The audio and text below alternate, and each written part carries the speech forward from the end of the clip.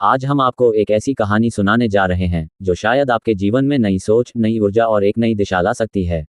लेकिन इससे पहले कि आप इस कहानी में पूरी तरह डूब जाएं, हमारे चैनल अनलिमिटेड स्टोरी को सब्सक्राइब करना न भूलें ताकि आपको हर हफ्ते मिलती रहे ऐसी ही प्रेरणादायक और दिल छू लेने वाली कहानियां।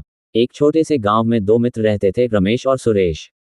दोनों बचपन से साथ पढ़े, खेले और बड़े हुए, लेकिन स्वभाव में दोनों एक दूसरे से बिल्कुल अलग थे। रमेश बेहद ईमानदार और मेहनती था, जबकि सुरेश हमेशा शॉर्टकट ढूंढता और पैसों के पीछे भागता था। गांव में एक बार एक सेठ आया, जिसने घोषणा की कि जो भी जंगल में जाकर एक विशेष पेड़ के नीचे खुदाई करेगा, उसे खजाना मिल सकता है। लेकिन शर्त यह थी कि खुदाई करने वाला सिर्फ एक दिन में जितना पा सकता है, उतना ही उसका होगा, अगले दिन वह कुछ भी नहीं ले सकेगा। सुरेश को यह सुनते ही लालच आ गया।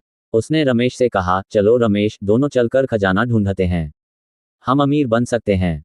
रमेश ने कहा, अगर यह सही तरीका है और नियमों का पालन करना है तो मैं तैयार हूं। अगले दिन दोनों सुबह सुबह जंगल पहुंचे। खुदाई करते करते उन्हें सच में सोने चांदी के सिक्के, गहने और बहुमूल्य वस्तुएं मिलीं। रमेश ने तय किया कि वह सिर्फ इतना ही लेगा जितने से उसकी ज़रूरतें पूरी हो जाएं, अपने माँ बाप की देखभाल, बच्चों की पढ़ाई और एक छोटा सा घर। लेकिन सुरेश का लालच बढ़ता ही गया। उसने कहा, मैं कल भी आऊंगा और ज्यादा खजाना लूंगा, कोई मुझे रोक नहीं सकता। रमेश ने उसे समझाया, शर्त थी कि खजाना सिर्फ एक दिन का है, अगर तू दोबारा गया तो कुछ भी नहीं मिलेगा या शायद सजा भी मिल सकती है। पर सुरेश ने उसकी बात नहीं मानी।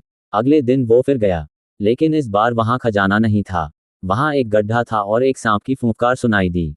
सुरेश डरकर पीछे हटा, लेकिन उसका पैर फिसला और वह गड्ढे में गिर गया। घंटों बाद जब गांव वालों ने उसे निकाला, तब तक वह घायल हो चुका था। उधर रमेश अपने ईमानदारी और संयम की वजह से न केवल सम्मानित हुआ, बल्कि सेठ ने उसकी ईमानदारी देखकर उसे अपने व्यापार में साझेदार बना लिया। कुछ वर्षों में रमेश एक सफल और आदर्श इंसान बन गया और सुरेश को अपनी गलती का एहसास हुआ। सीख: लालच इंसान को अंधा कर देता है और उसे विनाश की ओर ले जाता है, जबकि ईमानदारी और संतोष अंततः सम्मान और सफलता दिलाते हैं।